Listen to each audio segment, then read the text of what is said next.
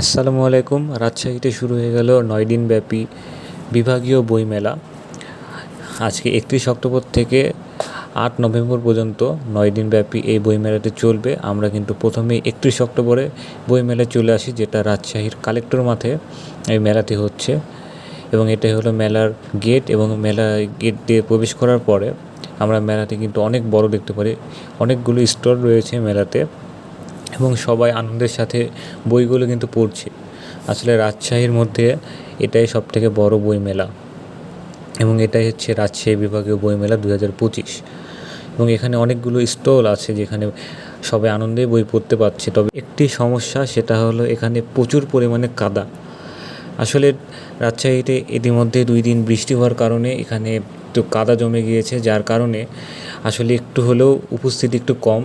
আমি এখানে একটি বই পেয়ে যাই, সেটা হলো সাইকোলজি অ্যান্ড ম্যানিপুলেশন। আমি আসলে বইগুলো দেখলাম, বাট আমি আসলে কিছুই বুঝতে পারিনি সাইকোলজি অ্যান্ড ম্যানিপুলেশনের।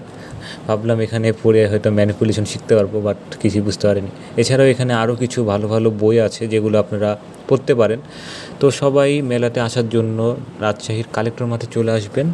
মেলাটি কিন্তু ৮ নভেম্বর পর্যন্ত চলবে, সেহেতু আপনারা অবশ্যই মেলাতে ঘুরে যাবেন একবার হলেও। বাট একটি সমস্যার সম্মুখীন সেটা হতেই হবে, সেটা হলো এখানে কাদা।